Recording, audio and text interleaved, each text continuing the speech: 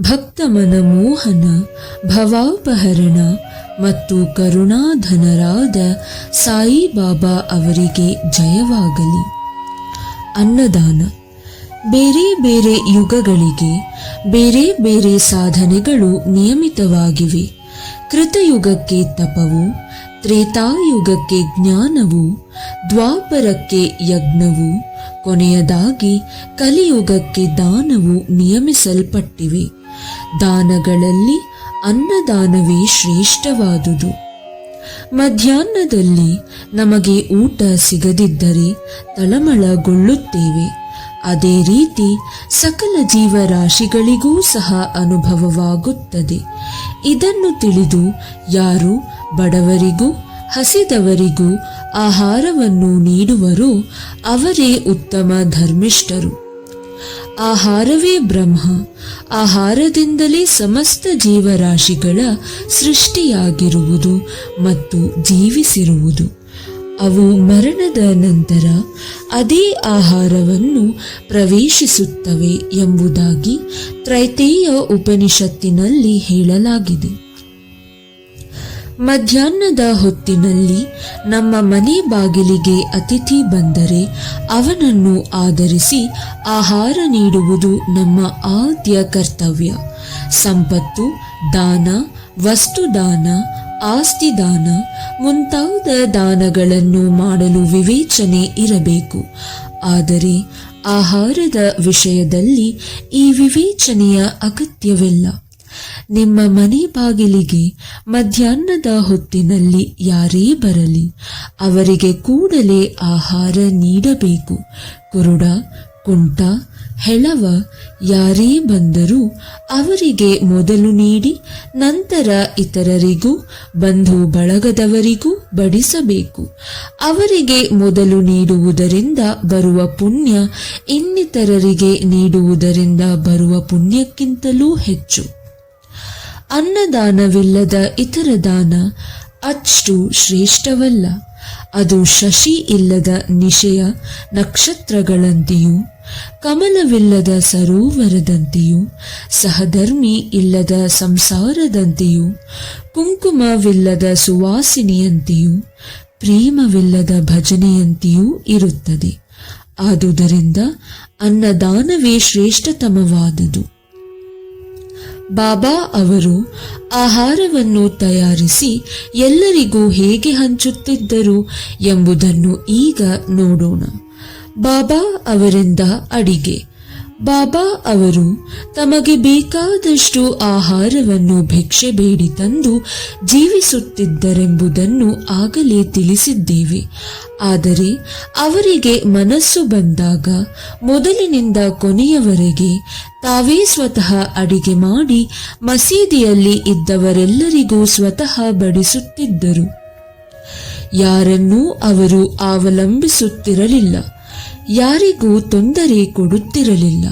ಸ್ವತಃ ಪೇಟೆಗೆ ಹೋಗಿ ಪದಾರ್ಥಗಳನ್ನು ತಾವೇ ತೆಗೆದುಕೊಂಡು ಬರುತ್ತಿದ್ದರು. ಅವರೇ ಅರೆಯುತ್ತಿದ್ದರು. ಮಸೀದಿಯ ಅಂಗಳದಲ್ಲಿ ಒಂದು ಒಲೆಯನ್ನು ಹಾಕಿ ಉರಿ ಹೊತ್ತಿಸಿ ಅದರ ಮೇಲೆ ಹಂಡೆ ಇಟ್ಟು ಅಳತೆಯಾಗಿ ನೀರು ತುಂಬಿ ಆಹಾರ ಪದಾರ್ಥಗಳನ್ನು ಕುದಿಸುತ್ತಿದ್ದರು. ಮಸೀದಿಯಲ್ಲಿ 2 ಹಂಡೆ ಇದ್ದವು. ಒಂದು ದೊಡ್ಡದು, ಮತ್ತೊಂದು ಸಣ್ಣದು. ದೊಡ್ಡದರಲ್ಲಿ 100 ಜನರಿಗೂ, ಚಿಕ್ಕದರಲ್ಲಿ 50 ಜನರಿಗೂ ಸಾಲುವಷ್ಟು ಆಹಾರವು ತಯಾರಾಗುತ್ತಿತ್ತು. ಕೆಲವು ಸಾರಿ ಬರೀ ಅನ್ನ, ಕೆಲವು ಸಾರಿ ಮಾಂಸ ಮಿಶ್ರಿತ ಪುಲಾವ್ ತಯಾರಿಸುತ್ತಿದ್ದರು. ಕೆಲವು ಸಾರಿ ಅನ್ನದ ಗಂಜಿಗೆ ಗೋಧಿ ಹಿಟ್ಟನ್ನು ಮಿಶ್ರಣ ಮಾಡಿ ಹಸಿಮೆಣಸಿನಕಾಯಿ ಅರೆದು ಹಾಕಿ ಅಂಬಲಿ ತಯಾರಿಸುತ್ತಿದ್ದರು. ಆಹಾರದ ಜೊತೆಗೆ ಈ ಅಂಬಲಿಯನ್ನೂ ಸಹ ಬಡಿಸುತ್ತಿದ್ದರು. ಆಹಾರವು ಸರಿಯಾಗಿ ಬೆಂದಿದೆಯೋ ಇಲ್ಲವೋ ಎಂದು ನೋಡಲು ತಮ್ಮಂಗಿಯ ತೋಳನ್ನು ಮೇಲಕ್ಕೆ ಸರಿಸಿ ಕುದಿಯುತ್ತಿದ್ದ ಹಂಡೆಯೊಳಗಿನ ಪದಾರ್ಥದಲ್ಲಿ ಕೈ ಹಾಕಿ ಚೆನ್ನಾಗಿ ಕಲಕುತ್ತಿದ್ದರು. ಆದರೂ ಅವರ ಕೈ ಸುಡುತ್ತಿರಲಿಲ್ಲ. ಮುಖ ಕುಂದುತ್ತಿರಲಿಲ್ಲ. ಆಹಾರವನ್ನು ಮೊದಲು ತಾತ್ಯಾ ಪಾಟೀಲ ಮತ್ತು ಮಾಳಸಾಪತಿಯವರಿಗೆ ಕಳುಹಿಸಿ ಉಳಿದುದನ್ನು ಎಲ್ಲರಿಗೂ ಸ್ವಹಸ್ತದಿಂದ ಬಡಿಸುತ್ತಾ ತೃಪ್ತಿ ಪಡೆಯುತ್ತಿದ್ದರು. ಈ ರೀತಿ ಬಾಬಾ ಅವರ ಹಸ್ತದಿಂದ ಆಹಾರವನ್ನು ಪಡೆದು ಜನರು ನಿಜಕ್ಕೂ ಧನ್ಯರು. ಬಾಬಾ ಸಸ್ಯಾಹಾರ ಮತ್ತು ಮಾಂಸಾಹಾರಗಳನ್ನು ಎಲ್ಲ ಭಕ್ತರಿಗೂ ಕೊಡುತ್ತಿದ್ದರೇ ಎಂದು ಕೆಲವರು ಅನುಮಾನದಿಂದ ಪ್ರಶ್ನೆ ಕೇಳಬಹುದು. ಇದಕ್ಕೆ ಬಹು ಸುಲಭ ಮತ್ತು ನೇರವಾದ ಉತ್ತರ ಇದೆ. ಯಾರಿಗೆ ಮಾಂಸಾಹಾರದ ರೂಢಿ ಇತ್ತೋ ಅಂತಹವರಿಗೆ ಮಾತ್ರ ತಮ್ಮ ಹಂಡೆಯಿಂದ ಮಾಂಸಾಹಾರ ನೀಡುತ್ತಿದ್ದರು. ಬೇರೆಯವರಿಗೆ ಅದರ ಸ್ಪರ್ಶ ಕೂಡ ಮಾಡಗೊಡುತ್ತಿರಲಿಲ್ಲ. ಮಾಂಸಾಹಾರವನ್ನು ಅಪೇಕ್ಷಿಸುವ ಮನೋಭಾವವನ್ನೂ ಸಹ ಹುಟ್ಟಿಸುತ್ತಿರಲಿಲ್ಲ. ಗುರುವು ಕೊಟ್ಟ ಪ್ರಸಾದವನ್ನು ತಾನು ಸೇವಿಸುವುದು ಯೋಗ್ಯವೋ ಅಯೋಗ್ಯವೋ ಎಂದು ಯೋಚಿಸುವವನು ಸದ್ಗತಿಯನ್ನು ಹೊಂದಲಾರನು. ಕೆಲವು ಸಲ ಬಾಬಾ ಈ ಬಗ್ಗೆ ತಮ್ಮ ಭಕ್ತರನ್ನು ಪರೀಕ್ಷಿಸಿದ್ದಾರೆ. ಭಕ್ತ ಪರೀಕ್ಷೆ. ಅಂದು ಏಕಾದಶಿ. ಬಾಬಾ ಅವರು ದಾದಾ ಕೇಳಕರ ಅವರನ್ನು ಕರೆದು, ನೀನೇ ಸ್ವತಃ ಹೋಗಿ ಮಾಂಸವನ್ನು ತೆಗೆದುಕೊಂಡು ಬಾ ಎಂದು ಹೇಳಿ ಹಣ ಕೊಟ್ಟರು. ದಾದಾ ಕೇಳಕರರು ಆಚಾರಶೀಲ ಬ್ರಾಹ್ಮಣರು. ಸದ್ಗುರುವಿಗೆ ಧನ, ಧ್ಯಾನ, ಉಡುಪು ಇವುಗಳನ್ನು ಮಾತ್ರ ಅರ್ಪಿಸಿದರೆ ಸಾಲದು. ಅವರ ಆಜ್ಞೆಗಳು ಏನೇ ಆಗಿರಲಿ ಅವುಗಳನ್ನು ಪಾಲಿಸಬೇಕೆಂದು ಅವರು ಅರಿತಿದ್ದರು. ಅವರ ಆಜ್ಞೆಯನ್ನು ಪಾಲಿಸುವುದೇ ನಿಜವಾದ ದಕ್ಷಿಣೆ ಎಂದು ಭಾವಿಸಿ ಸಂತೋಷದಿಂದ ಹೊರಟರು. ಆಗ ಬಾಬಾ ಅವರು ಅವರನ್ನು ಹಿಂದಕ್ಕೆ ಕರೆದು, ನೀನು ಹೋಗಬೇಡ, ಬೇರೆ ಯಾರನ್ನಾದರೂ ಕಳುಹಿಸು ಎಂದರು. ಆಗ ದಾದಾ ತಮ್ಮ ಮನೆ ಜವಾನ ಪಾಂಡೂನನ್ನು ಕಳುಹಿಸಿದರು. ಬಾಬಾ ಅವರು ಪುನಃ ಅವನನ್ನು ಕರೆದು ಅವನನ್ನೂ ತಡೆದರು. ಇನ್ನೊಂದು ಸಂದರ್ಭದಲ್ಲಿ ಬಾಬಾ ಅವರು ಕೇಳಕರರನ್ನು ಕರೆದು, ಈ ಪುಲಾವ್ ಹೇಗಿದೆ ನೋಡು ಎಂದರು. ದಾದಾ ಕೇಳಕರ ಸರಿಯಾಗಿದೆ ಎಂದರು. ಆಗ ಬಾಬಾ ಅವರು, ಏನು, ನೀನು ರುಚಿ ನೋಡಿಯೂ ಸಹ ಇಲ್ಲ, ಚೆನ್ನಾಗಿದೆ ಎಂಬುದು ಹೇಗೆ ತಿಳಿಯಿತು? ಮುಚ್ಚಳ ತೆಗೆದು ನೋಡು ಎಂದು ಹೇಳಿ ಅವರ ಕೈಯನ್ನು ಆ ಪಾತ್ರೆಯೊಳಗೆ ಹಾಕಿ ಸ್ವಲ್ಪ ತೆಗೆದು ತಟ್ಟೆಗೆ ಹಾಕು, ಗೊಣಗುಟ್ಟಬೇಡ, ನಿನ್ನ ಆಚಾರವನ್ನು ಬದಿಗಿಡು ಎಂದರು. ತಾಯಿಗೆ ನಿಜವಾದ ಪ್ರೇಮ ಅಂಕುರಿಸಿದಾಗ ಮಗುವನ್ನು ಚಿವುಟುತ್ತಾಳೆ. ಅದು ಅಳಲು ಆರಂಭಿಸಿದರೆ ಆಗ ನನ್ನ ಕಂದ ಅಳಬೇಡ ಅಳಬೇಡ ಎಂದು ತಬ್ಬಿಕೊಳ್ಳುತ್ತಾಳೆ. ಹಾಗೆಯೇ ಬಾಬಾ ಅವರಲ್ಲಿ ನಿಜವಾದ ಮಾತೃ ಪ್ರೇಮ ಅಂಕುರಿಸಿ ಕೇಳಕರ ಅವರನ್ನು ಕೀಟಲೆ ಮಾಡಿದರು ಅಷ್ಟೆ. ನಿಜವಾಗಿಯೂ ಯಾವ ಗುರುಗಳೂ ತಮ್ಮ ಶಿಷ್ಯರಿಗೆ ನಿಷಿದ್ಧವಾದ ಆಹಾರ ಸೇವಿಸಲು ಹೇಳಿ ಅವರನ್ನು ಕೆಡಿಸಲಾರರು. ಈ ಹಂಡೆ ಲೀಲೆಯು ಸುಮಾರು 1910 ತನಕ ಜರುಗಿ ನಂತರ ನಿಂತು ಹೋಯಿತು. ಹಿಂದೆ ಹೇಳಿದಂತೆ ದಾಸಗಣೂ ಅವರ ಕೀರ್ತನೆಯಿಂದ ಬಾಬಾ ಅವರ ಕೀರ್ತಿ ದೇಶದ ಮೂಲೆ ಮೂಲೆಗಳಿಗೂ ವ್ಯಾಪಿಸಿ ಭಕ್ತಕೋಟಿಯು ಶಿರಡಿಯಲ್ಲಿ ನೆರೆಯಲಾರಂಭಿಸಿತು. ಭಕ್ತರೇ ಅನೇಕ ತರಹದ ವಸ್ತುಗಳನ್ನು, ಅನೇಕ ವಿಧವಾದ ನೈವೇದ್ಯವನ್ನು ಅರ್ಪಿಸಲು ತರಹತ್ತಿದರು. ಇವು ಸಾಕಷ್ಟು ಬಂದು ಎಲ್ಲರಿಗೂ ಹಂಚಿದ ನಂತರವೂ ಹೆಚ್ಚಾಗಿ ಉಳಿಯ ಹತ್ತಿದವು. ಈ ನೈವೇದ್ಯವನ್ನು ಬಾಬಾ ಹೇಗೆ ದೇವಾಲಯಗಳಲ್ಲಿ ಮತ್ತು ದೇವತೆಗಳಲ್ಲಿ ಇಟ್ಟ ಗೌರವವನ್ನು ವಿವರಿಸುವ ನಾನಾ ಸಾಹೇಬ ಚಾಂದೋಕರರ ಕಥೆಯನ್ನು ನೋಡೋಣ. ಹಿಂದೂ ದೇವತೆಗಳಿಗೆ ಗೌರವ. ಕೆಲವರು ಸಾಯಿಬಾಬಾ ಅವರು ಬ್ರಾಹ್ಮಣರೆಂದು ಮತ್ತೆ ಕೆಲವರು ಮುಸಲ್ಮಾನರೆಂದು ಹೇಳುತ್ತಿದ್ದರು. ಆದರೆ ಅವರು ಯಾವ ಮತ ಪಂಗಡಕ್ಕೂ ಸೇರಿರಲಿಲ್ಲ. ಅವರು ಯಾವಾಗ ಜನ್ಮ ತಾಳಿದರು, ಅವರ ಮತ ಯಾವುದು, ಅವರ ಮಾತಾಪಿತೃಗಳು ಯಾರು ಎಂಬುದು ಯಾರಿಗೂ ಗೊತ್ತಿರಲಿಲ್ಲ. ಅದು ಈಗಲೂ ಗೊತ್ತಾಗಿಲ್ಲ. ಕಾರಣ ಅವರು ಬ್ರಾಹ್ಮಣ ಅಥವಾ ಮುಸಲ್ಮಾನರು ಎಂದು ನಿಶ್ಚಿತವಾಗಿ ಹೇಳಲು ಸಾಧ್ಯವಿಲ್ಲ. ಅವರು ಮಹಮ್ಮದೀಯರೆಂದು ಅನ್ನುವುದಾದರೆ ಅವರು ಯಾವಾಗಲೂ ಅಗ್ನಿಕುಂಡ ಉರಿಸುತ್ತಿದ್ದರು. ಅವರ ಹತ್ತಿರ ತುಳಸಿ ವೃಂದಾವನವಿತ್ತು. ಶಂಖ ಗಂಟೆಗಳನ್ನು ಬಾರಿಸಲು ಅನುಮತಿ ಇತ್ತಿದ್ದರು. ಈ ವಿಧವಾದ ಹಿಂದೂಗಳ ಪೂಜೆಗೆ ಅನುಮತಿ ನೀಡುತ್ತಿದ್ದರೆ ಮಹಮ್ಮದೀಯರೆನ್ನುವುದಾದರೆ ಕಿವಿಗಳನ್ನೇಕೆ ಚುಚ್ಚಿಸಿಕೊಂಡಿದ್ದರು? ಹಿಂದೂ ದೇವಾಲಯಗಳನ್ನು ದುರಸ್ತಿಪಡಿಸಲು ತಮ್ಮ ಸ್ವಂತ ಹಣವನ್ನು ಏಕೆ ವ್ಯಯ ಮಾಡುತ್ತಿದ್ದರು?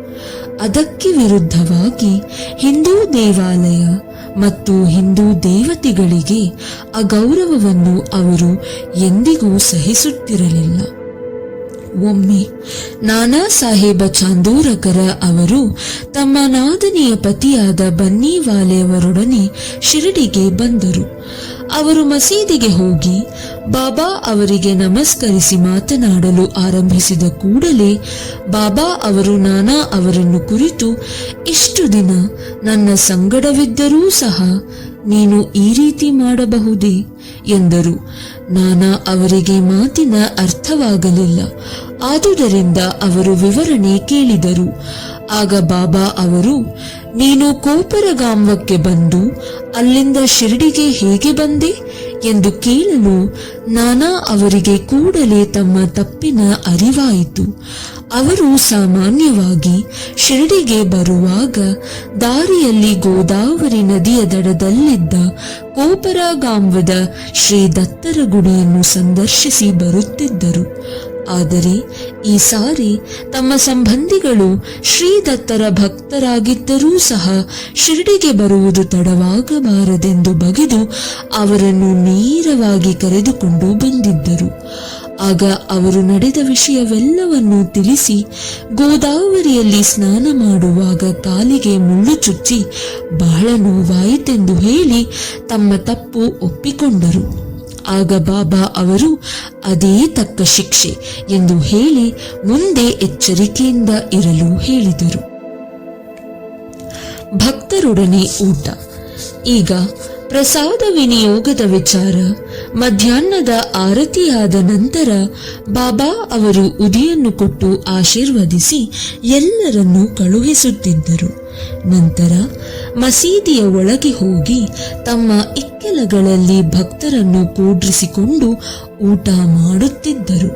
ಭಕ್ತರು ತಾವು ತಂದ ಎಲ್ಲಾ ನೈವೇದ್ಯವನ್ನು ಚೆನ್ನಾಗಿ ಬೆರೆಸಿ ಬಾಬಾ ಅವರ ಮುಂದೆ ಇಡುತ್ತಿದ್ದರು. ಆಗ ಬಾಬಾ ಅವರು ಅದನ್ನು ಮೊದಲು ದೇವರಿಗೆ ಅರ್ಪಿಸಿ ನಂತರ ಸ್ವೀಕರಿಸುತ್ತಿದ್ದರು. ಕೆಲವು ಭಾಗವನ್ನು ಹೊರಗಡೆ ಕಾಯುತ್ತಿದ್ದ ಭಕ್ತರಿಗೆ ಹಂಚಿ ಉಳಿದದ್ದನ್ನು ಒಳಗಡೆ ನೆರೆದ ಭಕ್ತರಿಗೆ ಹಂಚುತ್ತಿದ್ದರು. ಬಾಬಾ ಅವರು ಶ್ಯಾಮ ಮತ್ತು ನಾನಾ ಸೇಬ ನಿಮೂಣಕರ ಅವರನ್ನು ಬಡಿಸಲು ನೇಮಿಸಿದ್ದರು. ಅವರು ತಮ್ಮ ಕರ್ತವ್ಯವನ್ನು ಶಿರಸಾವಹಿಸಿ ನೆರವೇರಿಸುತ್ತಿದ್ದರು. ಈ ರೀತಿ ಭಕ್ತರು ತೃಪ್ತಿ ಹೊಂದುತ್ತಿದ್ದರು. ನಿತ್ಯ ಪವಿತ್ರವಾಗಿತ್ತು ಆ ಪ್ರಸಾದ. ಮಜ್ಜಿಗೆ. ಒಂದು ಸಾರಿ ಹೇಮಾಡ ಪಂತರು ಬಾಬಾ ಅವರ ಜೊತೆಯಲ್ಲಿ ಹೊಟ್ಟೆ ತುಂಬ ಊಟ ಮಾಡಿದರು. ಆಗ ಬಾಬಾ ಅವರು ಅವರಿಗೆ ಒಂದು ಲೋಟದಲ್ಲಿ ಮಜ್ಜಿಗೆಯನ್ನು ತರಿಸಿ ಅದನ್ನು ಅವರಿಗೆ ಕೊಟ್ಟರು. ಅದರ ಬಿಳಿ ಬಣ್ಣವು ಅವರಿಗೆ ಮಜ್ಜಿಗೆ ಆಯಿತು. ಆದರೆ ಅದಕ್ಕೆ ಹೊಟ್ಟೆಯಲ್ಲಿ ಸ್ಥಳವಿಲ್ಲ ಎಂದು ಚಿಂತಿಸಿದರು. ಆದರೂ ಸ್ವಲ್ಪ ರುಚಿ ನೋಡಿದರು. ಅವರ ಮನೋಭಾವವನ್ನು ಕಂಡ ಬಾಬಾ ಅವರು, ಇಂತಹ ಸಂದರ್ಭ ಮತ್ತೊಮ್ಮೆ ದೊರಕಲಾರದು, ಪೂರ್ತಿ ಕುಡಿದು ಬಿಡು ಎಂದರು. ಹೇಮಾಡ ಪಂತರು ಪೂರ್ತಿ ಕುಡಿದರು. ಬಾಬಾ ಅವರ ಭವಿಷ್ಯ ನಿಜವಾಯಿತು. ಯಾಕೆಂದರೆ ಸ್ವಲ್ಪ ದಿನಗಳಲ್ಲಿಯೇ ಬಾಬಾ ಪರಲೋಕ ಯಾತ್ರೆ ಮಾಡಿದರು. ಹೇಮಾಡ ಪಂತರು ಒಂದು ಲೋಟ ಮಜ್ಜಿಗೆ ಕುಡಿದರು. ಆದರೆ ಅವರು ಸಾಯಿ ಲೀಲೆ ಎಂಬ ಅಮೃತವನ್ನು ನಮಗೆ ಸಮೃದ್ಧಿಯಾಗಿ ಒದಗಿಸಿದ್ದಾರೆ. ಆದುದರಿಂದ ನಾವು ಅವರಿಗೆ ಕೃತಾರ್ಥರಾಗಿರಬೇಕು. ನಾವು ಈ ಸಾಯಿ ಲೀಲಾಮೃತವನ್ನು ಸೇವಿಸಿ ಸಂತಸದಿಂದಿರೋಣ. ಶ್ರೀ ಸಾಯಿ ಪ್ರಣಾಮ.